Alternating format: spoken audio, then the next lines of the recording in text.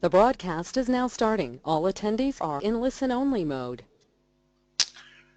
Hello everyone and welcome to the Capability Cafe online discussion on innovation. And before I start, I just want to check whether you can hear me. And if you can just raise your hand in your toolbox. Thanks, Michelle. That's fantastic. So Michelle can hear me. A couple of other hands. Yep, Olivia, Charlotte. That's fine. Thanks very much. So the voice is going through, which is good news. Now, just a few housekeeping rules. We are recording this session for people who can't make it at this time, and it will be available on the Capability Cafe website. We also have certain hashtags which appear on the screen in front of you.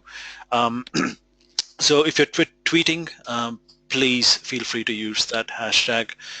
We also invite participation from the audience because I'm sure you've got a lot of questions like I do. And you can use the question answer panel to do that. We'll also be sending some information. We'll also be sending some information through the chat box, which will be relevant to the discussion. So I'm really excited about this discussion, especially because I'm kind of also working on a project which involves innovation and in a way kind of looking for answers. And I've had a discussion with a great panel that we've got, and they're also really keen to participate in the discussion. So without much delaying the main panel, let's get on with the webinar. I'd like to introduce the panelists. So we've got Todd Johnson. Todd Johnson is the Director of Business Performance and Innovation at Cushman and Wakefield, which is into property investments and management, a global firm. We're also very pleased to have John English. So John English has been working in organizational innovation for some of the leading Australian organizations, and is a thought leader, in the space. Joining us a little bit later is Patrick Crooks, who is one, I guess, of the leaders in helping innovation flourish in organizations in Australia. So he runs a company called Fusion Labs that has been helping companies and the workforces to innovate. So Patrick will be joining a little bit later, and Patrick will be talking about how to build organizational capability in innovation. So I'm really pleased to have Todd and John. So Todd and John, welcome to this webinar. Thanks, Stephen. And yeah, thanks very much, Stephen. Excellent. So as you can see that we've got about 75 plus registrations from 60 plus organizations. So looking forward to the discussion and your inputs. Just a quick few slides on what Capability Cafe is. So Capability Cafe is a community of capability management professionals, and we reach the capability management professional through a variety of means, including webinar discussions like this one, but we're also planning an unconference and workshops to build professionalism or to build skills within the capability management professional group. So our website is capability.com. So if you can go there, all the information is there. I would encourage you to please subscribe to our email address so that you are kept up to date with what's happening in terms of webinars, workshops, blogs, etc. So and all that content is going to be focused around capability management, but also specific capabilities like innovation, agile, business acumen, sales, etc. So if you're interested in any one of those specific domains, please do subscribe because we'll be covering that too. Just a quick announcement about the Sydney Unconference. The 7th Sydney Unconference is going to be held in February 23rd, 2017. As some of you who've attended these unconferences, it does sell out. It's quite a unique event in its flavor and what it covers. So I would encourage you to register for the unconference early, since it's actually limited to only about 130 seats.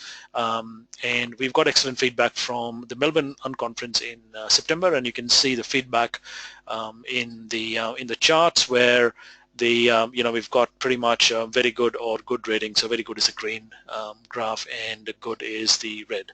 So please do register for the conference before it sells out.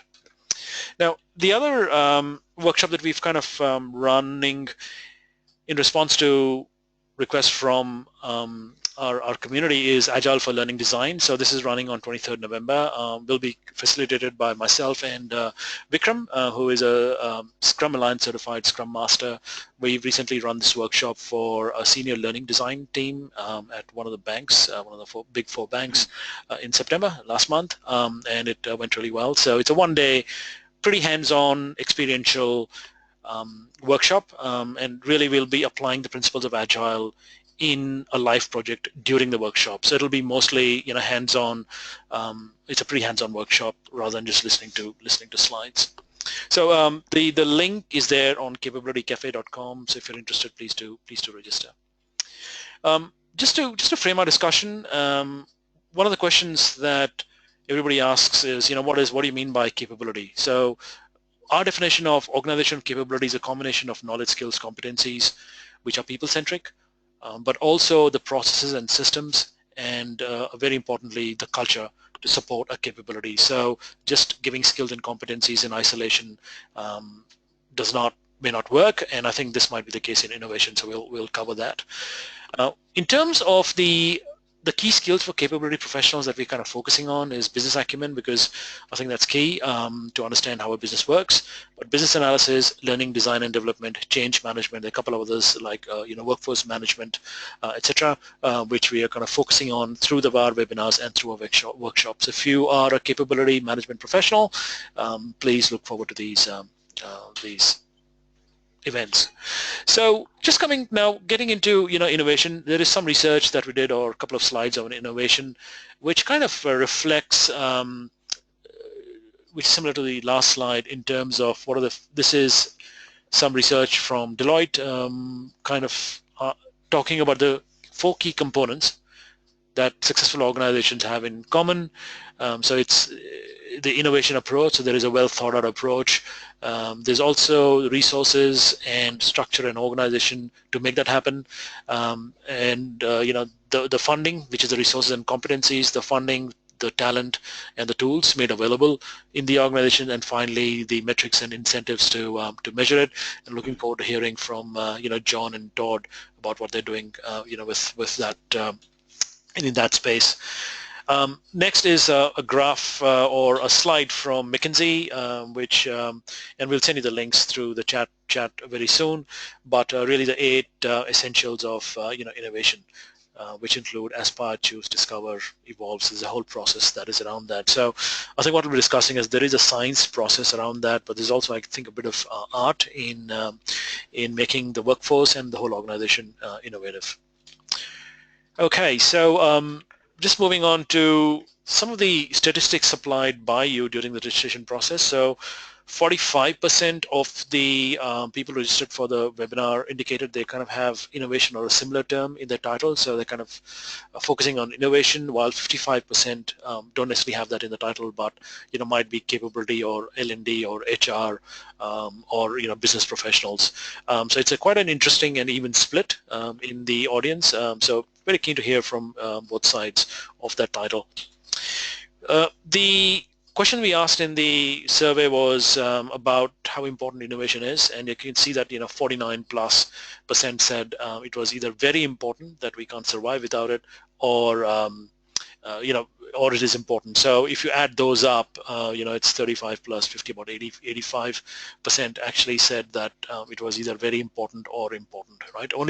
But there is a group of people, 15.9, 15, 16%, who actually said not that important, right? It's a nice to have, but not essential all the time. And that, I think, is something that we need to recognize, is that not all innovation is probably not as important for all organizations at all times. So I guess if you're in a crisis situation, maybe the focus from innovation shifts away a little bit. We also asked about where the organizations are in terms of maturity for organizational innovation, and you can see that about 65% said that they were at a starting level, so level 1 and level 2. 20% 27 said they're at level 1 and 38%, the majority said they're at level 2. But there are a few organizations you have kind of progressed on that maturity curve with 14% each for level 3 and level 4 and 5% which is supposed to be the highest, sorry 7% which is supposed to be the highest at level 5, which is kind of becomes the way of doing business, normal business, and becomes a part of the business rhythm. So just been kind of doing some thinking around, how to frame the discussion we're having today. And what you see on your screen is just a little bit of, on that paper is what I've tried to do is kind of, I've said that try to become a little bit more granular with the employees in organizations. And what I've done at the top is, kind of said that there is knowledge work and there is process work, and each role kind of involves a bit of both, but there are some roles which involve more of knowledge work and less of process work and vice versa. And what we've tried to do is kind of, map that across the senior leaders, so this is kind of the C-suite or the business unit heads, then the managers, and then the specialists, which kind of include L&D and capability management professionals and the rest of the workforce, and try to place them in this continuum. And where we're saying is that people in call center are probably more process focused. They're kind of following metrics and they need to complete X number of calls, per hour. Salesforce need to, sell so much stuff per month. So they've got pretty strict metrics.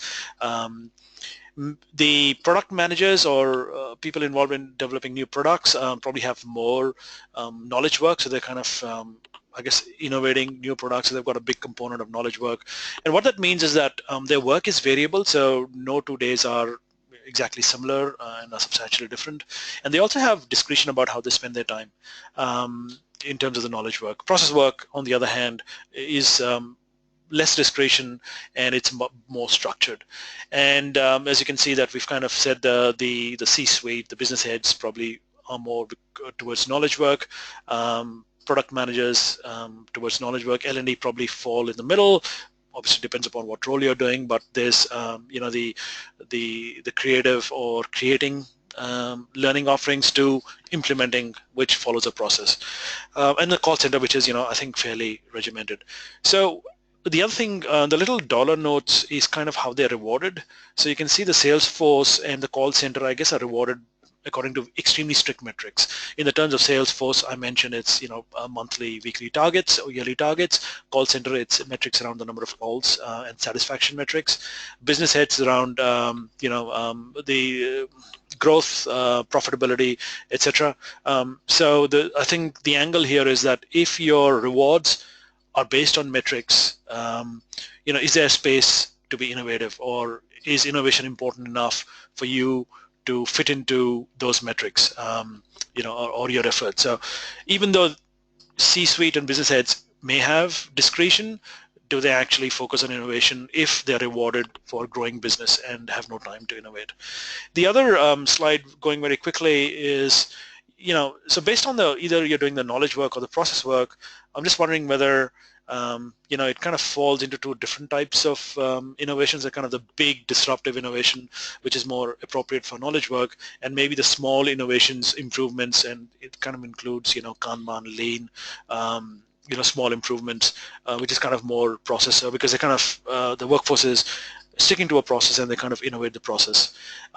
So just wondering, I might actually get the panel in at this point, and just wondering, John, followed by Todd, if you had any kind of views about how innovation is kind of different for different types of audiences or groups within the workforce.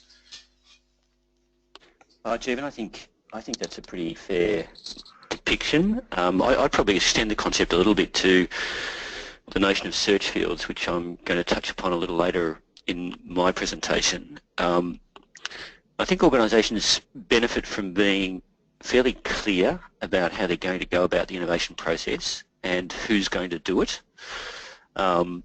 So defining what's up for grabs and what's not, what's incremental or sustaining innovation and what's groundbreaking or more radical disruptive innovation is going to be really important, and organisations need to make foundational decisions about where they want to set their priorities, and that will depend to a large extent on whether they think existing business models are sustainable and defendable. Thanks, John.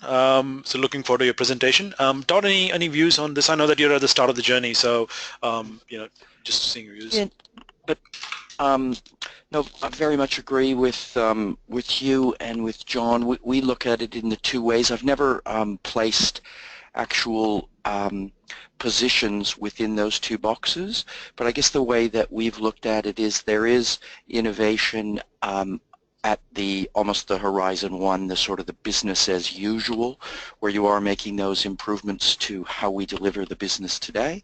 And then there is sort of horizon two or horizon three innovation, which is really thinking more about the business itself and how that business as usual may evolve or be disrupted or change going forward. So agree, two completely different levels. You've just looked at it in a different way here. From a personnel perspective. Thanks, Todd. So again, we're looking forward to your slides. So I'm going to go to the next slide, and this is probably a question that has been there in my head about maybe possibly the dark side of innovation in organizations.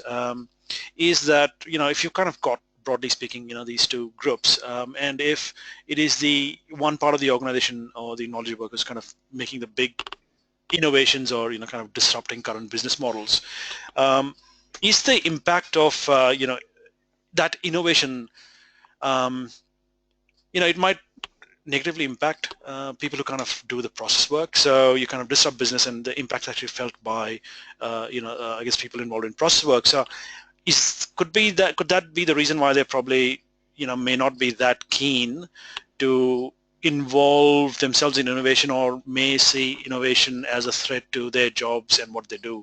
So might actually again just check with John, and this is a question I had in my head and I've kind of put it on paper. So just wondering, John, these big disruptive innovations that might be looked at by one part of the organization and impacts the rest of the organization, do you think that needs careful planning in terms of change management, etc.? Jeevan, I think there's absolutely no question about it. I think that the issue you've identified around the impact on process workers is absolutely valid, but again, I think I would extend the argument to entire business divisions within organisations. I think, and look, bearing in mind the caveat that you raised earlier in your conversation about organisations feeling the imperative to innovate or feeling a threat from external innovators, that clearly varies by organisation and sector and industry. Financial services and insurance in particular is the industry in which I've been most involved in the last 10 to 15 years, I guess. And whilst the insurance business model at some level has been largely unchanged for some centuries, I think the threat to insurance businesses is much more radical than simply around process work. So I think entire business divisions within financial services conglomerates are absolutely under threat, and I think that when those threats are identified or generated from within an organisation, there is clearly organisational resistance to it, and some of that's around self-interest, but some of it's just also around a lack of imagination. If I've been in a business for 10, 20, 30 years and it's been consistently generating cash flow at a level that will satisfy minimum capital return rates, then I'm probably, my default position is going to be that's likely to continue into the future. So I think there's organisational inertia for incumbent organisations, and again, I'm going to talk a little bit about that in my presentation. And I think there are questions of self-interest that absolutely are at play here. Todd, your views? Yeah, listen, I think that I agree with both of you. The reality is, I think any change is going to be resisted by, listen, a large part of a group who's become either comfortable or sort of process-oriented. And so my role and some of the stuff I'm going to talk about is really this becomes a cultural change process and a heavily communication-led because the reality is that there's going to be change, there has to be change, and it's a question of how much buy-in you can get and how much support you can get from the top right through to the bottom of the organization in order to make that change as, I guess, painless and successful as possible. And it's a constant in our business environments now, and there's absolute resistance, and it's our job, I guess, as part of this to try to minimize that or get as many people on board as possible. Thanks, Todd. Just moving on to the next slide on the screen. Essentially, the question we asked was, what is the best way for or encourage employees to innovate? 38% said focus on small innovations. 38%, and this is the one that's interesting, is time.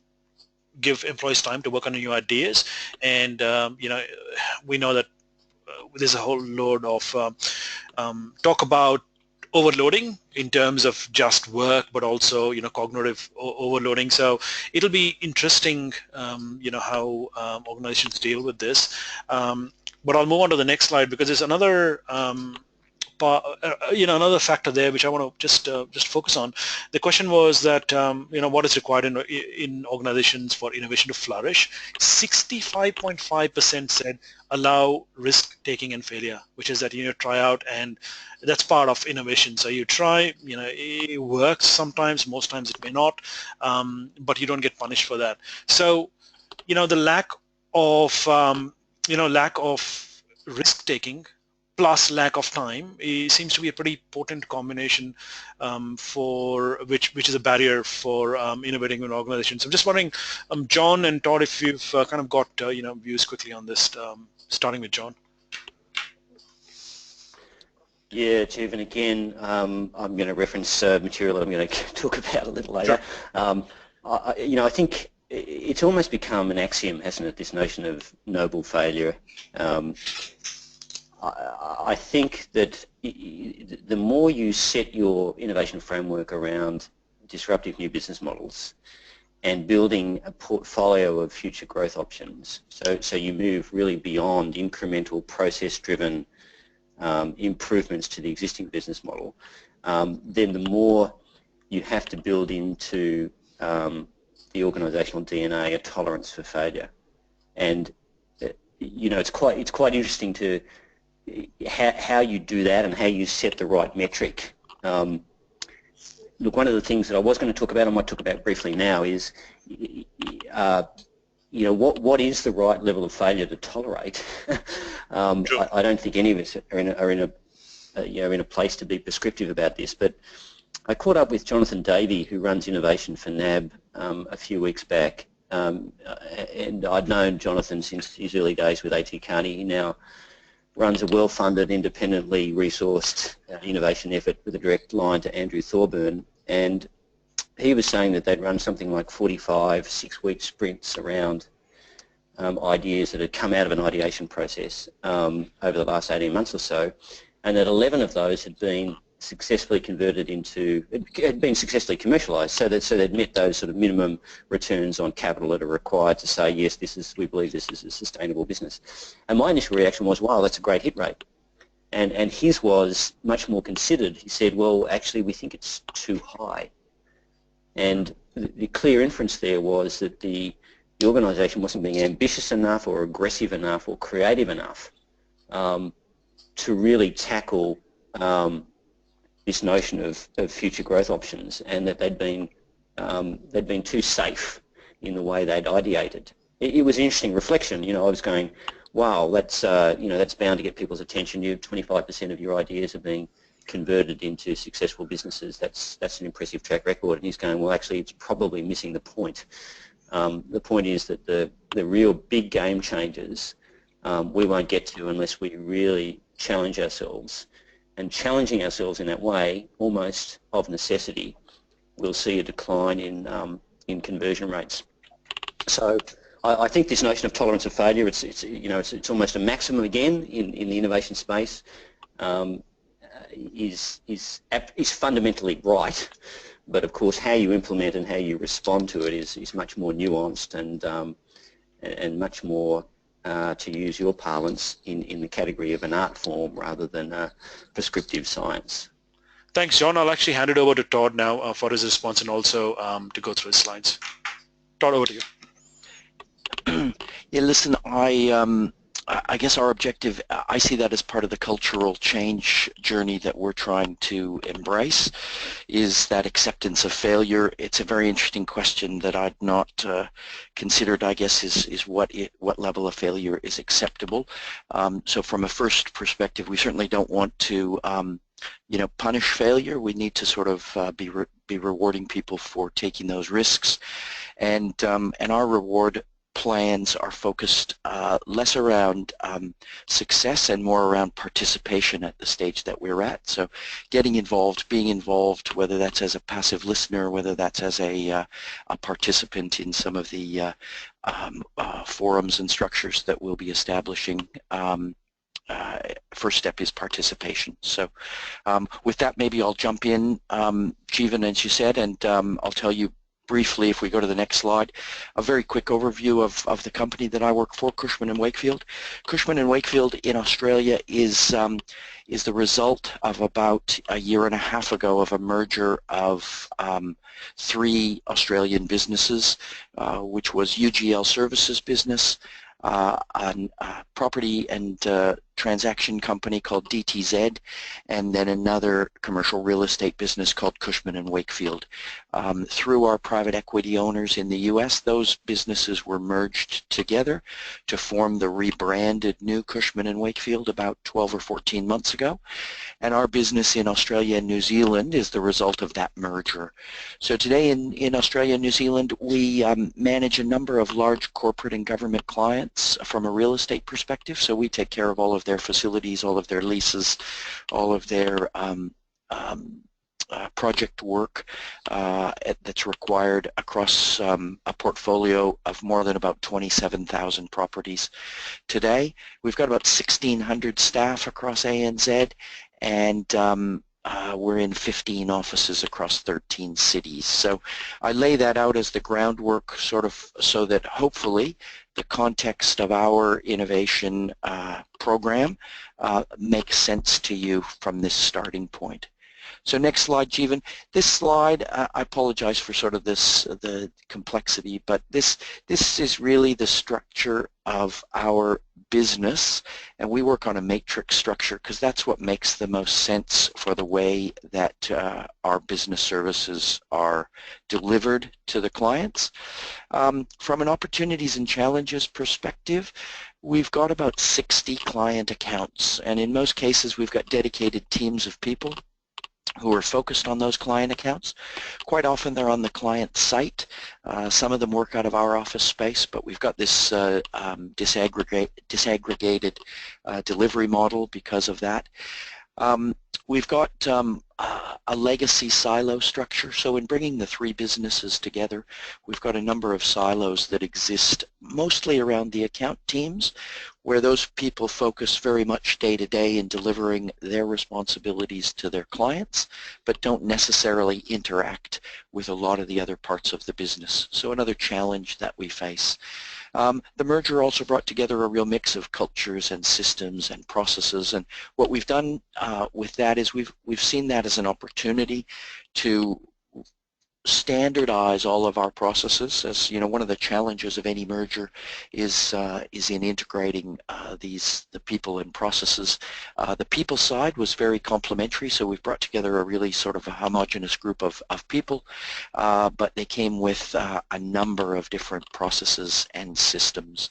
So we've used the change to, we have a project that's probably 9 months old called our Transformation Project, where we're looking to take the best of each of those processes for our various service lines and standardize those processes across the business.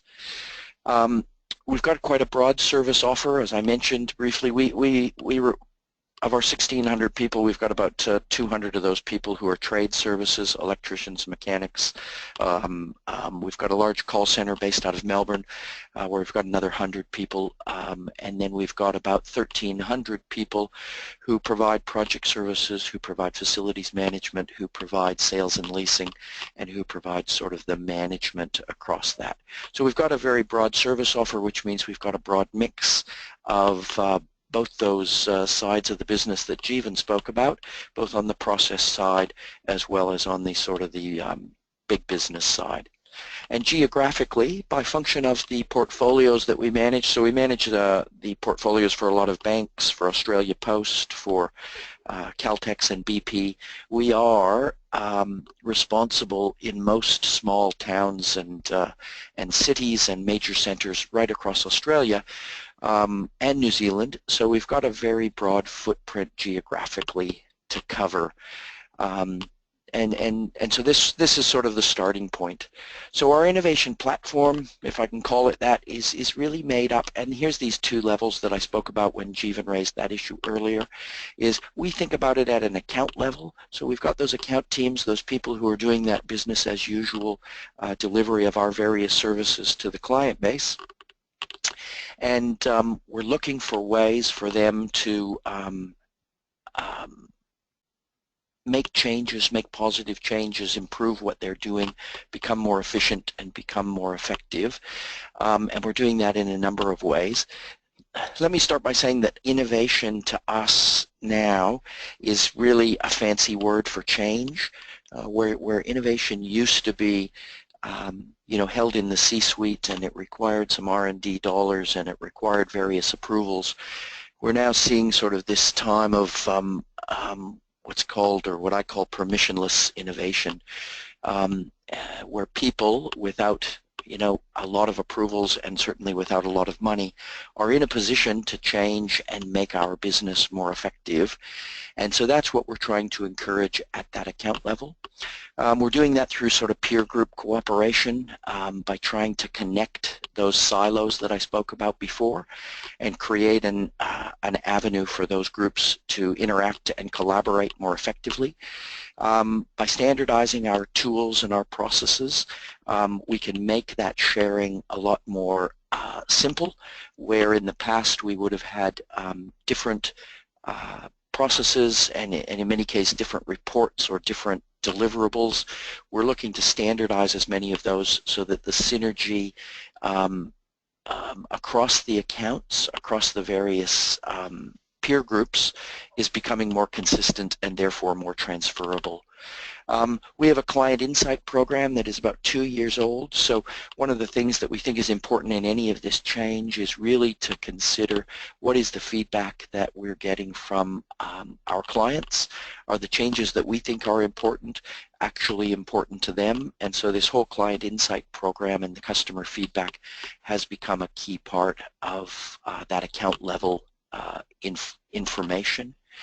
And lastly, I call it the idea hub here, but the we've through SharePoint and through the standardization of processes through our transformation project, we've now provided all of our staff across Australia and New Zealand with an avenue to be able to raise questions, to post ideas, to share things that are working for them that might work for others, and to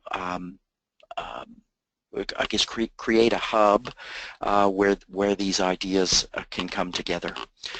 From a business level, really that more disruptive, that sort of bit longer term thinking, we're looking at a number of things. We're a big business globally, so we're 43,000 staff around the world. We're sort of the second or third largest real estate business, so we're not something that changes necessarily very quickly. So in this time of disruptive technology, we're looking and exploring various strategic partnerships with groups who can probably achieve things faster than we could by changing ourselves.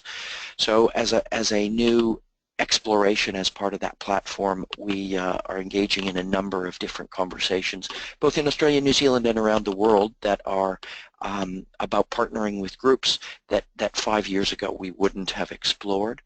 We're looking at new business and delivery models through our communities of practice and through various exercises and idea sharing platforms. You know, I heard mentioned earlier on this call that the insurance business hadn't changed in a number of centuries. I think was the mention. I think real estate is quite similar.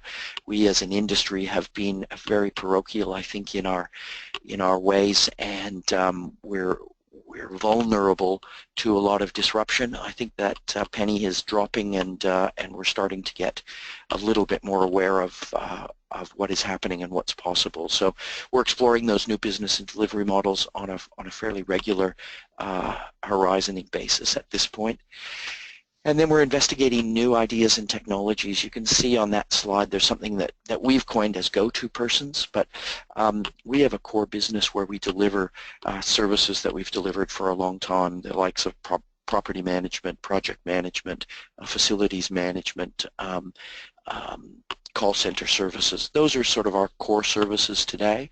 Our go-to persons are really focused on services or ideas that aren't in our business today, but that are very common out there in the world of disruptive technologies.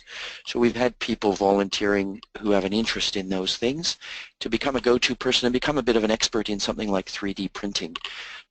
We don't use 3D printing in our business today, but I absolutely believe that it's going to be something that is going to impact us, and therefore we're trying to get on the front foot as a thought leader or as a knowledge company relative to what is happening in 3D printing, to be able to anticipate maybe how that could impact or innovate our business today. Down at the bottom, I've sort of noted, and we spoke a little bit about creating a structure for success that's really based on communication and reward. So that communication is really key to all of this cultural change, as anybody who's gone through change management knows. So that is a key part of trying to get this message out to everyone as to what are the opportunities that they have, and why it's important that we look at these things. And then, like I say, to reward participation in the first instance and get as many people involved as possible. Next, Jeevans. And so, listen, just taking that organizational structure and overlaying some of this stuff in the hopes of trying to make it make sense. That's the same structure as before. COP down the side stands for Community of Practice.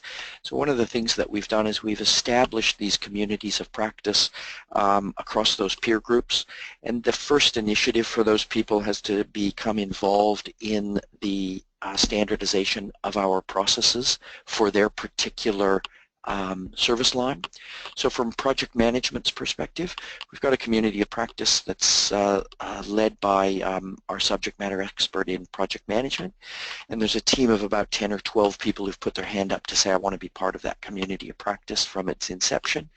And those people are now involved in documenting the new or the latest or the best project management processes as part of our transformation project.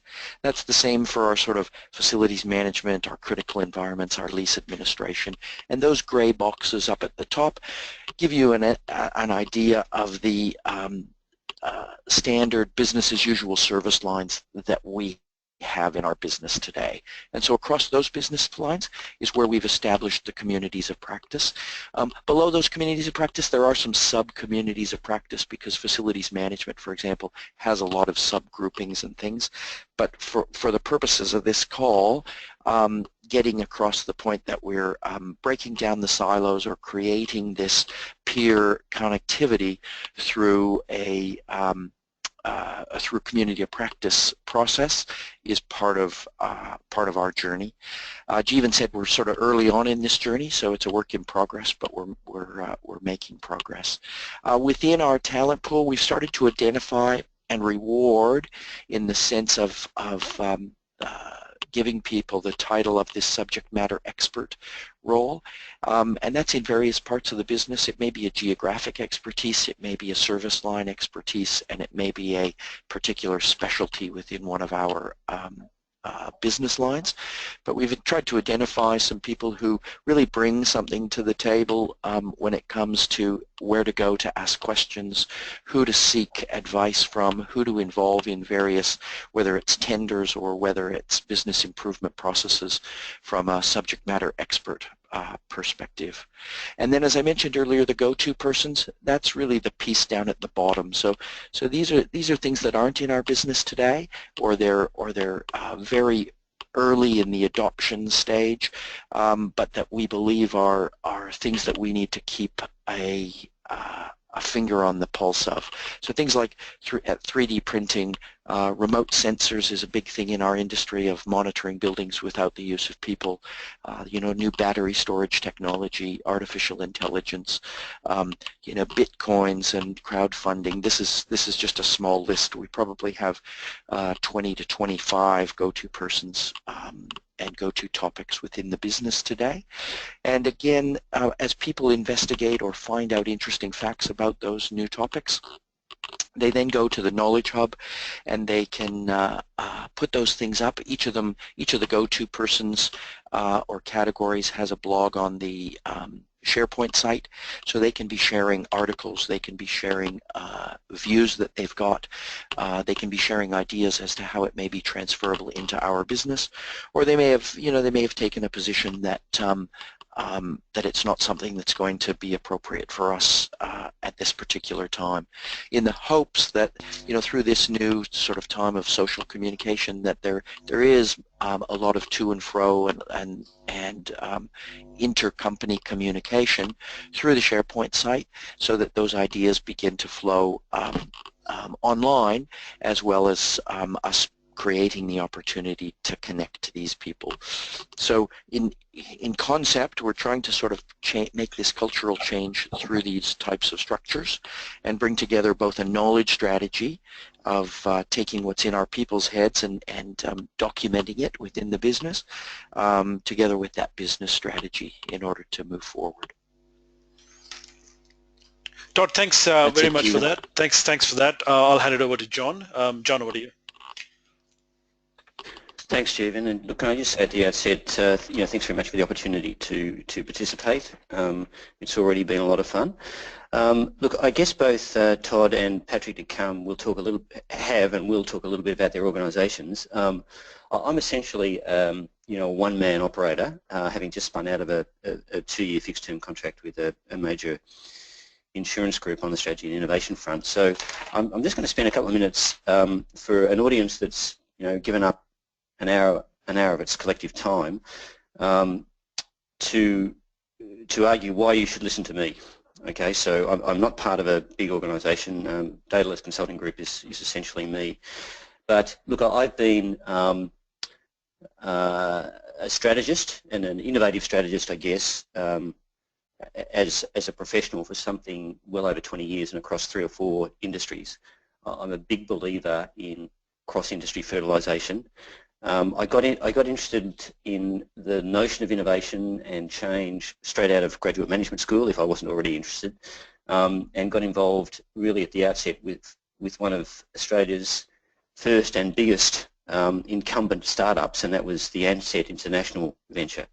So a big, successful incumbent organisation, a domestic airline, was launching an international airline under relaxation of international flying permissions, essentially. Now, we did a number of things in order to set up that operation. We redesigned in-flight service and crew deployment and a network design, and had a very successful launch. Of course, Ansett, for other reasons, fell on hard times and is no longer in business. But less than 6 months later, I was headhunted into Qantas, and again continued that innovation trend. We redesigned wide-body fleet allocations. We revolutionised network design and aircraft deployment methodologies, really using economic value-add analysis, which radically changed the way Qantas thought about how they deployed capital-intensive assets in in aircraft, and I chaired the electronic ticketing project. This is really showing my age here, which of course was the necessary forerunner to all the kiosk and self-serve technology with which we're now so familiar. We also made a very early call in the context of call centre strategies around the notion that that the marginal cost of long-distance telephony would asymptote to zero. That was about 5 years before the emergence of voice over IP platforms like Skype. I migrated to the insurance industry not long after that, ran a structured innovation program in the Prominent Group, well over 5 years before innovation had become a byword in financial services. It certainly is now.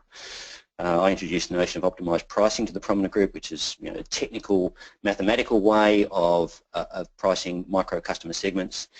First time it had shown up in the Australian market and one of the first iterations of the approach on the planet. I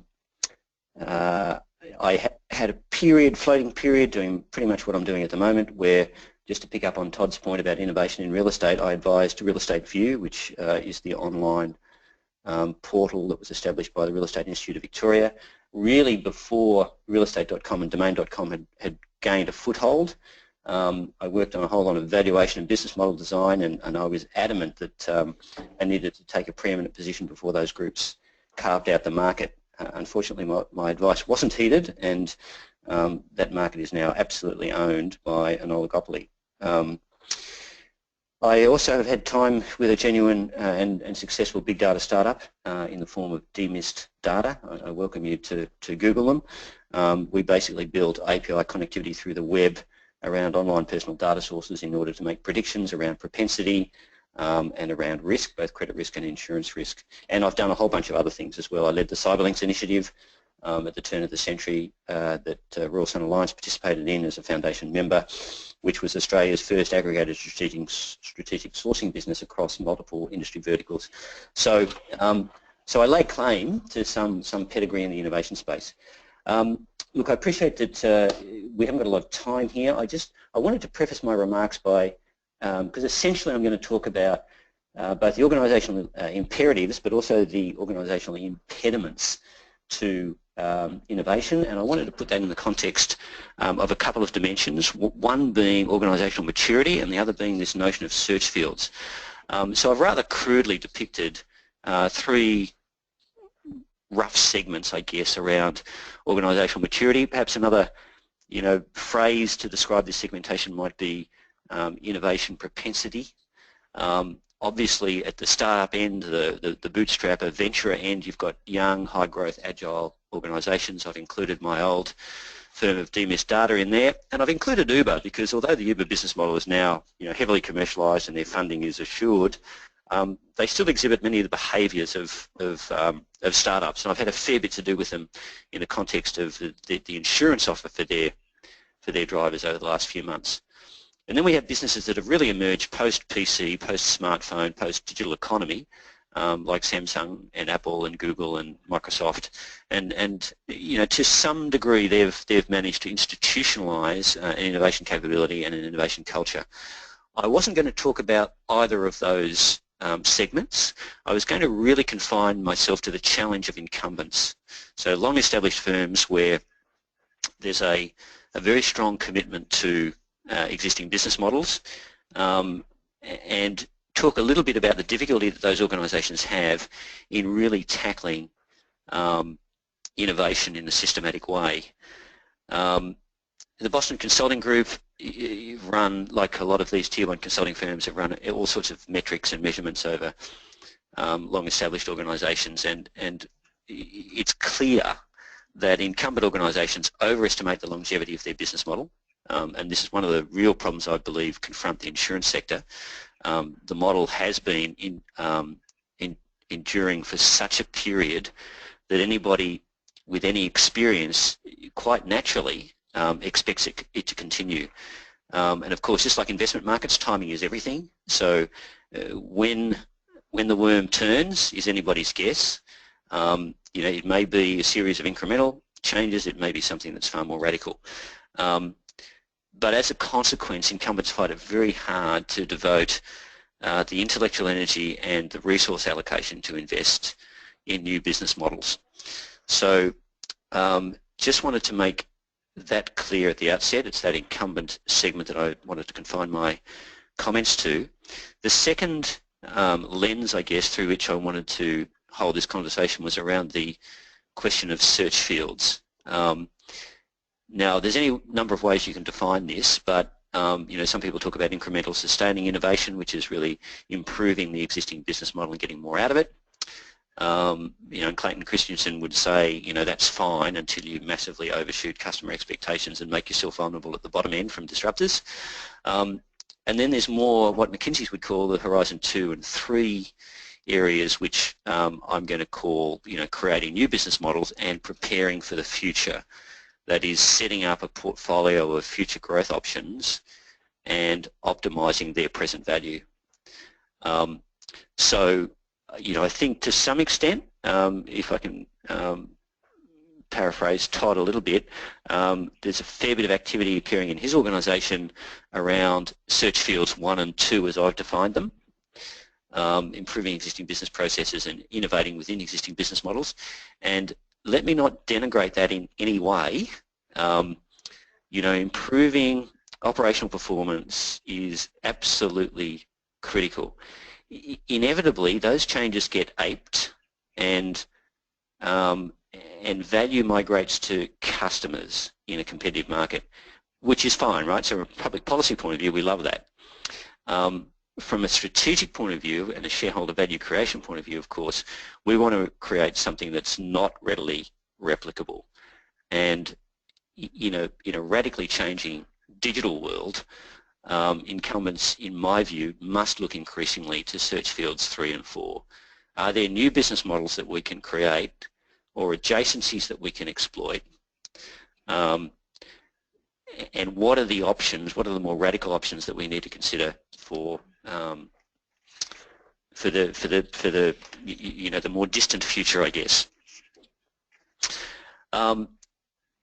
So then I wanted to talk a little bit about, given those two lenses, we're talking about incumbent organisations and we're talking about a focus on the more disruptive, game-changing innovation around what I've described as search fields 3 and 4.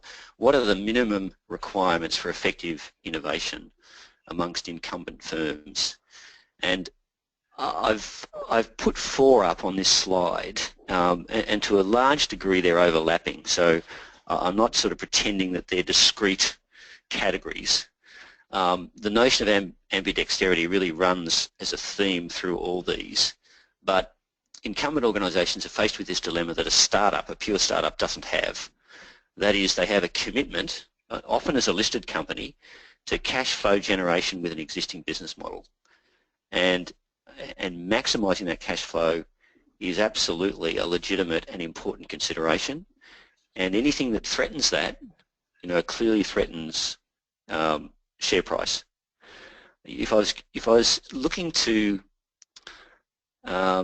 provide an exemplar of an organisation that's tackled this question, at least in principle, it would be our much maligned friends at Telstra.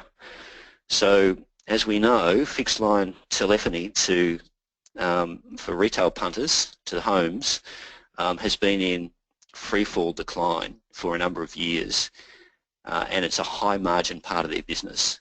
So as volumes and margins collapse, Telstra is frantically looking around in order to buttress their share price for new business opportunities, and they're quite brazen about this, about adjacencies. So are there businesses and segments, industry segments that we can play in legitimately using our capabilities that move us beyond the current business model? And they've set up an international new business division to do that. You know, I applaud them for that, if nothing else. And then, of course, this ambidexterity then applies to how do we manage trade-offs in resource deployment. So we've got skinny capital budgets and expense budgets, of course, as all organisations do, particularly if we think that our existing business model is nearing the end of its natural life. We're going to get very cagey about how much money we invest in more speculative ventures. The irony here, of course, is that the imperative to do so increases as the longevity of your existing business model declines, the irony being that you're least likely to do it at the time of greatest need. The next minimal requirement, what I'm calling minimal requirement for effective innovation, is leadership, and I can't stress this enough. Leadership is oft talked about. It's a bit like the strategy word and the innovation word. You know, they're a bit amorphous. Everybody's got a view. There are any number of consulting spruikers in the marketplace telling you what leadership is all about. But if you don't have unequivocal support for the innovation effort from the very top levels, the CEO and the board, you won't get anywhere. I'm just going to reference again my conversation with Jonathan Davey at NAB. I had 4 or 5 years with DMIS Data. I'm no longer associated with the firm, but we'd really solved this problem of the predictive power of public online personal data sources against risk. So if we had an IP address and an email address, we could attach literally hundreds of data attributes for anyone under the age of 40, leaving a massive digital footprint on the web, of course. And many of those data attributes were correlated with risk. So I trotted along to all the major banks, and in a couple of them I had very senior contacts at the executive committee level even, and we demoed our capability live with a lot of sophisticated technology. And for 5 years we hit our head against a brick wall. I caught up with Jonathan Davey, as I said a couple of weeks ago, and we laughed ruefully about it because NAB has now set up a joint venture with DMS Data and running a highly successful new SME lending business where credit risk assessment makes no reference to credit bureaus but simply uses predictive online data. So they've got a low-touch credit risk assessment process for SME lending, and it's going very well. Now, the difference, of course, with NAB was Andrew Thorburn, as the CEO, went, I get it. We need an effort, and we need an innovation hub, if you like. So personal championing and sponsorship, very important. I know we're going to talk a little bit about culture, and we have done, but you've got to believe in an environment of uncertainty that it's important, that your business model is threatened and you have to do something about it. And we've talked a little bit about tolerance for failure. The question about organisational independence is really critical as well. You need separation from the core business, but of course you will need to access resource from time to time because it's very rare for incumbents to set up totally new businesses until they're proven up.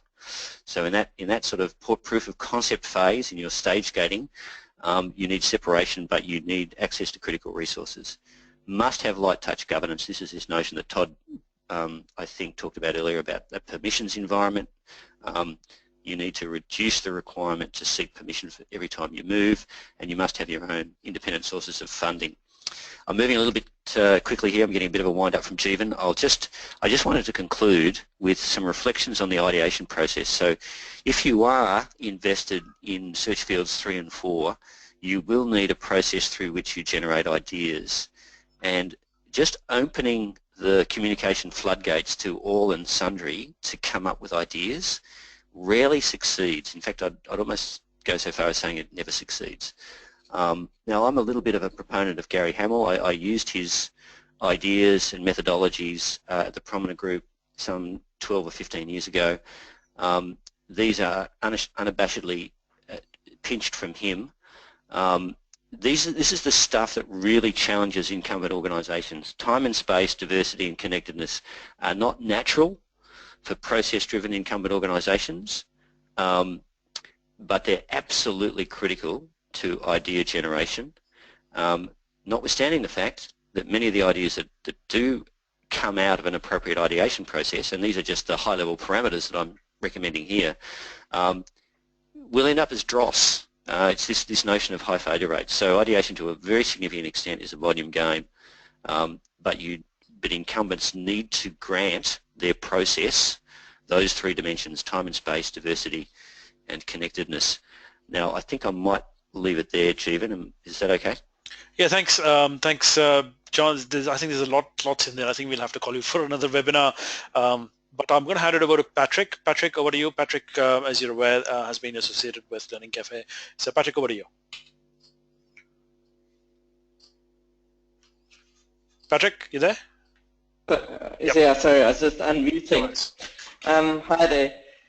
How long have I got, Jeevan? Should I try and crack this quickly? Yep, that'll be great. Thanks. Okay. We'll get you back. Hi, everyone. Just by way of introduction, my name is Patrick Crooks. I run Fusion Labs. We work with a lot of the top AX-listed companies, helping them around setting up innovation functions and then extending the capability into the organizations. And I'm a bit of an entrepreneur myself, so I've built a few big businesses. I wanted to talk today about the innovation capability and really some of the practical things that we're seeing on the ground. And I'm really going to keep this short and sweet. I'd be really happy to send further information if anyone needs or get in touch personally. So I guess if you go to the slide headed what to aim for, the goal of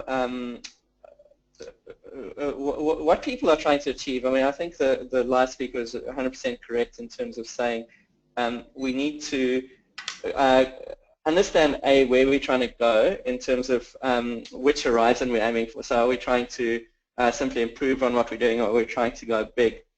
Regardless of that, the items that are shown on the slide are really important in terms of getting the right cultural environment and capability environment in order to get innovation correct. So what we're seeing is most of our clients have set up innovation labs where they're creating a high-speed innovation environment, they're driving customer-centric design, and they're getting this mindset of experimentation.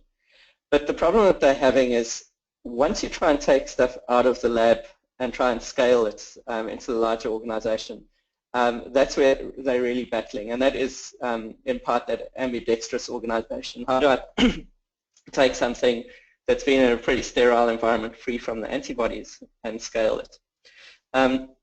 And so we're working with our clients to really try and overcome some of these challenges. And really the key challenge that I just wanted to talk about was around scaling from the lab environment into the wild. And it's a lot of people will call us in and say, can we just do some training?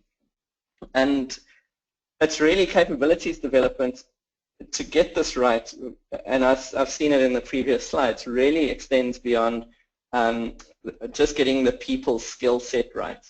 It really is about the culture of the people, the mindset of the people, the policies and governance frameworks within the organization, having proportional processes, and then having tools that people can pull down on. I'll talk through that in a little bit more detail on the next slide. So the sort of challenges as people are trying to build these innovation capabilities. The first one I've put there is steak versus the sizzle. In order to show that we're innovating, very often people get caught up in doing the sexy stuff. The ability to prototype things really quickly, be able to showcase innovation, have sort of workshops that are high intensity, and you come out feeling really good. But I think one of the big problems with building innovation capability is that it's going to be really short-lived if people can't show that this is going to hit their bottom line. As was mentioned, if you take Telstra as an environment, they've publicly announced they've got like a $3 billion hole to fill in a few years' time on EBITDA. And so doing sort of small insignificant stuff isn't going to really get you there, but if you aim too big, it's really hard to experiment. You need to experiment small and then scale fast. And so getting the right portfolio of innovation activities is crucial as a starting point. The next thing that we're finding is that people, because of this sort of let's go and do an innovation workshop, etc., it becomes an event rather than a habit. And so when we're trying to build capabilities, the way we structure capability build is around building habits. And I'll talk you through that in a second. The third thing there, I mean, back in the early 90s in South Africa, where I'm from, one of the game lodges got, they ran out of elephants, like all the elephants got poached. And so they went and got a lot of young elephants in to try and set up a new tribe. And these elephants ran rampant and tore down trees, and they were just destroying the park. And so they were wondering, should they cull them? And then they realized, you know, you need the older elephants to sort of rein the younger elephants in. And so they put one or two matriarchs in the pack, and that calmed things down incredibly. And so a lot of large organizations, when you're trying to do something new, the temptation is to put some of the matriarchs sort of in, or patriarchs in the environment, so that to keep a watch over things. The thing that we're finding is that management really doesn't know how to deal with a lot of this new way of work. And so even if you're putting in the young elephants, the people that understand agile, lean startup, design thinking, etc., they can develop stuff really quickly. The second they try and communicate that to people higher up in the organization, specifically in HR, finance, procurement, etc., they hit a brick wall.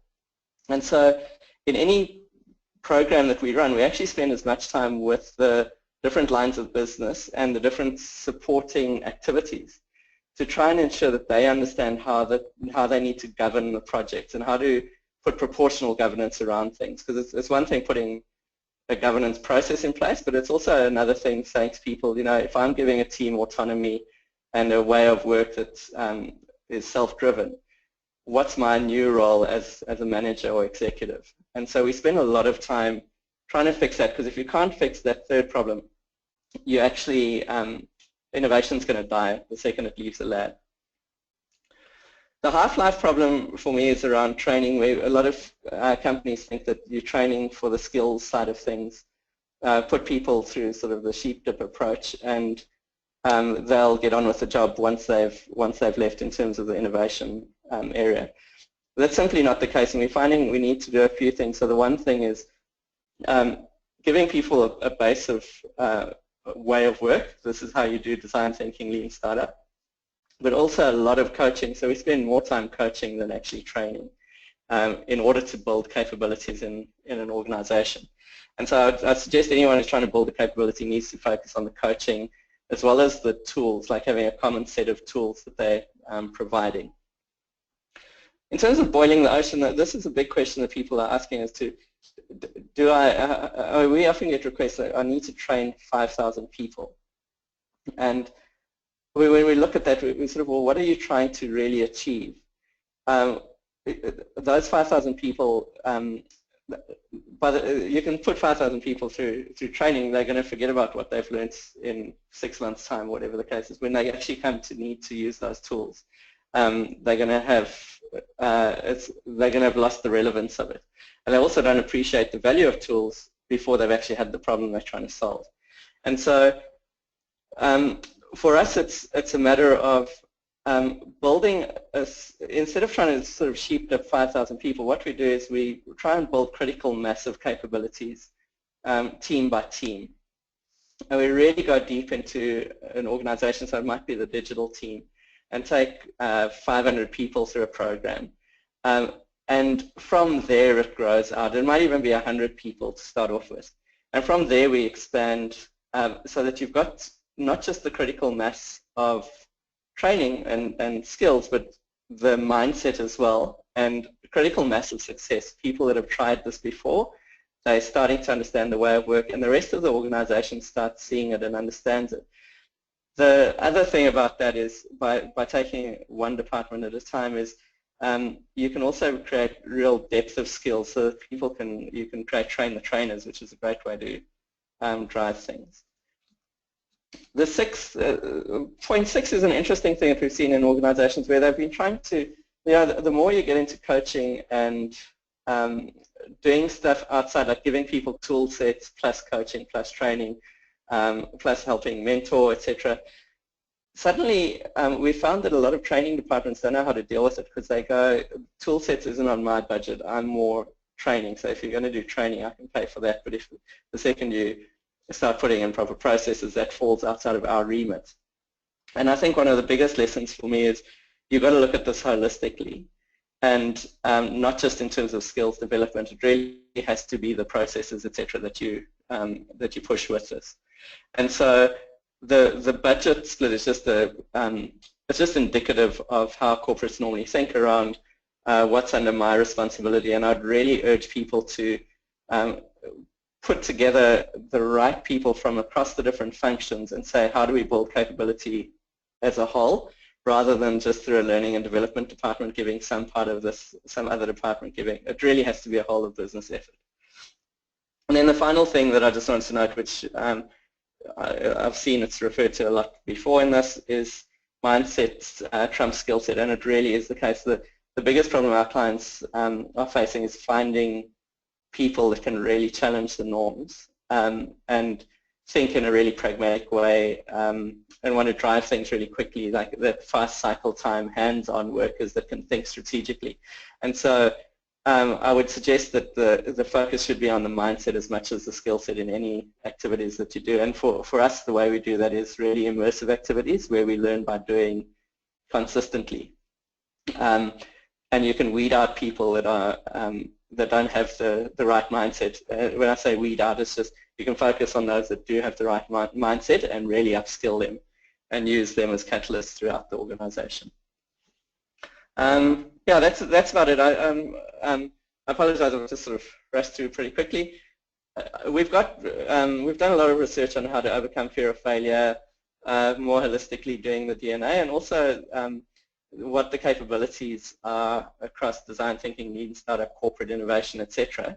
I'm really happy to share those with anyone. So if you just ping me, it's in the deck, my email address.